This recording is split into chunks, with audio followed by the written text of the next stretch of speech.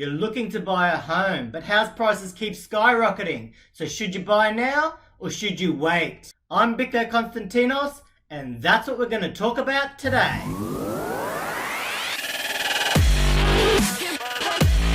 Please consider subscribing to my channel, for my goal is to support your investing and your financial decisions. Today I'm focusing on the Australian housing market, but pretty much this relates to global markets because most countries have experienced the same phenomenon of massive house price rises over the past 2 years. There's many stories of first home buyers having saved up a deposit only to see prices continue to rise, and each time they try and save more of a deposit, the prices continue rising and they haven't been able to get their first home. This has resulted in a lot of stress, anguish, and disillusionment for many first home buyers in Australia, and I'm sure also around the world. Most houses are being sold by auction due to massive buying demand, and I've talked to many first home buyers and they're not able to compete with some of the people at the auctions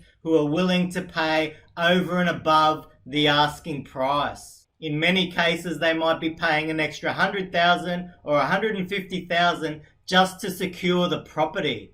So how are first home buyers able to compete with cashed up buyers or with investors who already own some properties? That's the dilemma affecting many people at the moment. Whether you're a first home buyer or just looking to buy a home, is it currently a great time to buy?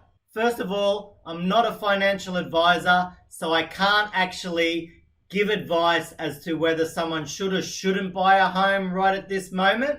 I'm also not going to predict whether house prices continue to go up or not. What I am going to do is consider the actual buying environment that we currently see ourselves in, and then consider the actual ramifications of whether you were to buy now or maybe wait a little while and buy in the future. In regards to being able to get a good deal when you buy a house, it's good to consider whether you feel we are in a buyer's market or in a seller's market for property. Now, I'm pretty sure everyone would agree this is currently a seller's market. The reasons why we know it's a seller's market, a very high percentage of auctions are selling, which means that the buyer is bidding above the reserve of the seller. Houses are staying on the market for very short periods of time. This means that the bidding is very strong and it's also above what the seller is asking for. There are multiple bidders for properties. What this means is the demand is a lot higher than the supply. That means that sellers can ask higher and higher prices and buyers have to meet those because the demand is so strong. So house sellers are definitely in the primary position. So presently, sellers have the absolute advantage and buyers, unfortunately, have to compete for limited stock, and usually the most cashed up buyers are able to outbid all the others. So why is housing such a strong investment? Well, basically everybody needs a place to live, a place to call home, and a place to base their lives from. So as long as population is increasing, the demand for land and housing will remain very, very strong. Now, global population is expected to keep growing until around about 2070 or higher. However, after that, there is expected to be a population decline. Now, this could change things in the property space, as less population will mean less demand for housing and for land across the globe. That's a fair way off from now, but it is something to consider for future generations if the current low fertility rates remain or even decline further. So back to our initial question, buy now or wait? If you can easily afford it, buying property anytime is usually a good investment. But like the factors we mentioned earlier, you'll most likely have to pay a premium right at this current moment. The optimal time to buy a house would be in a buyer's market. So let's now consider the characteristics of what a buyer's market looks like. there'll be less competition for houses. So instead of maybe 10 or 15 people all wanting to bid on a house, there might only be 2 or 3. Sellers will find it harder to get the price they want to sell for, and this will lead to properties staying on the market longer as there could be more negotiations on price. Real estate agents will take buyers more seriously and might even chase buyers, as has been in previous markets.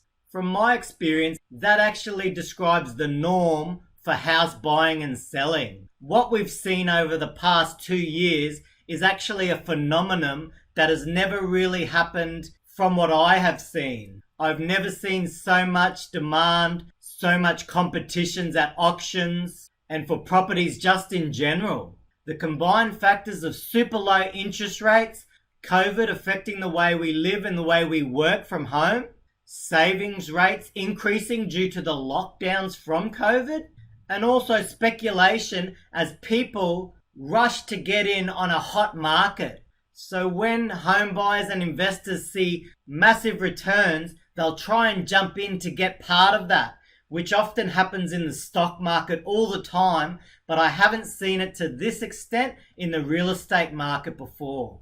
Now, a real buyer's market would probably look the opposite of what we're seeing now. You'd see very little buying interest from the properties on sale. You'd see sellers having to reduce the price of their properties drastically to meet the low prices the buyers are offering.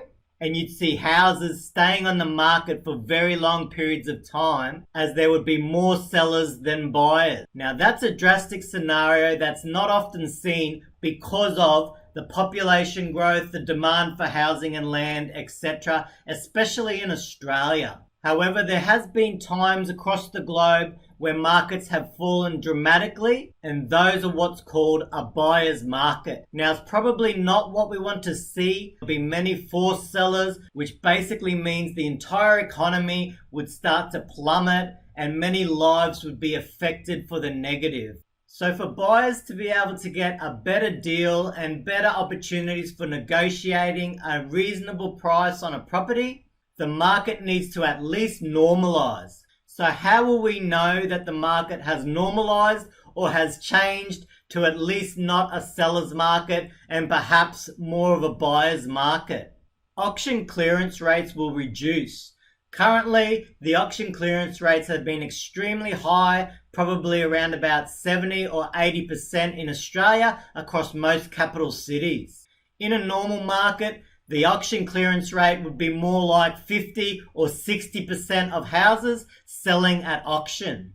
Average days on market will increase. What that means is the days that it takes to sell an actual property will start increasing as it takes longer to negotiate between the seller and the buyer.